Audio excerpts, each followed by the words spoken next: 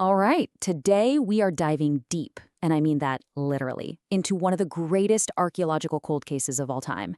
We're going underwater to explore the lost city of Pavlopetri, an incredible Bronze Age metropolis that just vanished beneath the waves, leaving us with a mystery that's 5,000 years old. So that's the big question, right? How does an entire city, a place that was thriving for hundreds of years, just disappear in what seems like a single day? We are going to become detectives today, piecing together all the clues, from the moment it was found to its final tragic moments. This is a real-life Bronze Age detective story. Now, you might think our story starts way back in the ancient past, but nope. It actually kicks off in 1967 with one lone maritime archaeologist who was about to stumble upon the discovery of a lifetime. So meet Nicholas Fleming. It's 1967, and he's out there exploring the waters off the Greek coastline.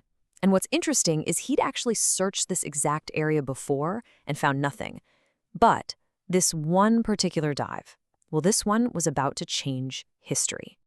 Imagine this. He's just 13 feet below the surface, not very deep at all, and he spots something odd. These weren't just random rocks scattered on the seafloor. No way.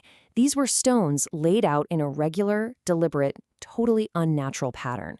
And as he kept looking, he found more. Building foundations, bits of pottery, tools, even what looked like the faint outlines of roads. This was clearly man-made. And that's when it must have hit him. The sheer scale of it was immense. This was no single shipwreck. This was so much bigger.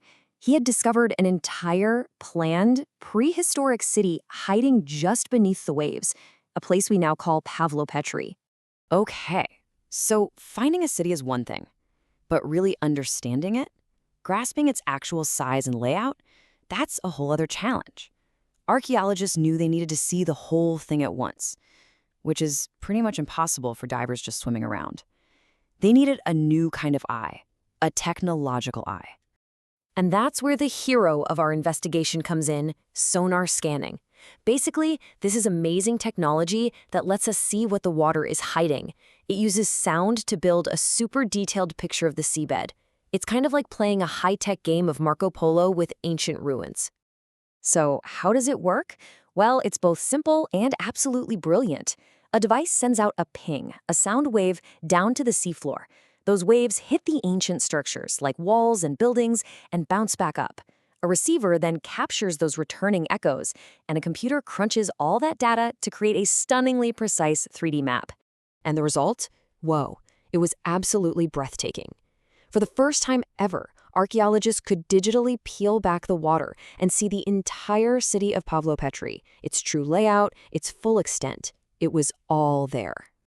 And what that model showed was just startling. This wasn't some primitive village. It revealed houses, sure, but also huge buildings, courtyards, even a central open space that was probably a market. And it was all laid out with this incredible discipline, on a grid, almost like a modern city. The whole thing covered over 20 acres. So with this amazing map in hand, the investigation totally shifted. The question wasn't, what is this place anymore? Now it was, who were these people? It was time to start piecing together the story of their lives. Well, carbon dating of the pottery they found delivered a pretty stunning answer. These artifacts are 5,500 years old. That puts Pavlopetri squarely in the Bronze Age, which was this revolutionary time in human history when we were first mastering metal and building these huge, complex societies.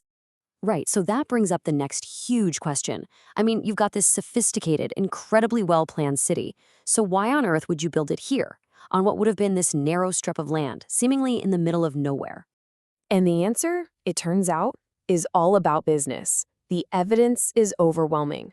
Pavlopetri wasn't just a place where people lived. It was a bustling economic powerhouse.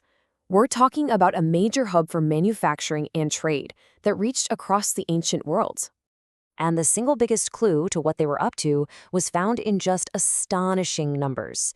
You see, archaeologists didn't find just a few of a particular artifact, or 100. They found thousands of them. And what were they? They were loom weights, these simple stones used in weaving to keep the threads tight. Now, if you find a few of these, it probably means a family was making their own clothes. But if you find thousands, that points to an industrial-scale operation. Pavlopetri was basically a Bronze Age textile factory, exporting its goods to the entire ancient world. So let's recap. We've got a picture of this thriving, wealthy, industrial city, which honestly only makes the central mystery even deeper. How did this incredible place end up at the bottom of the sea? Researchers basically had two main theories. Theory one, a slow, gradual rise in sea levels over centuries. If that were true, you'd expect people to see it coming, pack up their valuable stuff, and move away, leaving an almost empty town behind. Theory two, a sudden, catastrophic event, like a massive earthquake. Well, the evidence on the seafloor was undeniable.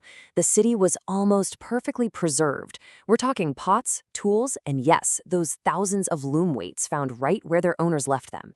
This wasn't a slow migration. This was an instantaneous disaster. You know, one of the archaeologists on the project said something that really drives home the human tragedy of it all.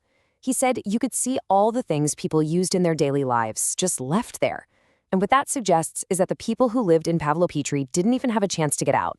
It's a snapshot of their final moments, frozen in time. Now, this whole story, a great city, a hub of commerce and culture, destroyed in a single terrible day, it might start to sound a little familiar. In fact, it echoes one of the most powerful legends in all of human history. Yep, I'm talking about Atlantis. About 2,000 years ago, long after Pavlopetri was gone, the philosopher Plato wrote about this incredible advanced civilization. And according to his story, the city was destroyed by a cataclysm and sank beneath the sea in a single day and night of misfortune. Now, let's be clear, Pavlopetri is thousands of years older than Plato's story. But here we have a real, advanced city that suffered the exact same fate that he described. So it leaves us with this one final, really tantalizing question. Could the memory of Pavlopetri's very real, very sudden destruction have been passed down through generations, eventually becoming the seed for the legend of Atlantis? We'll probably never know for sure, but it's a powerful thought, isn't it?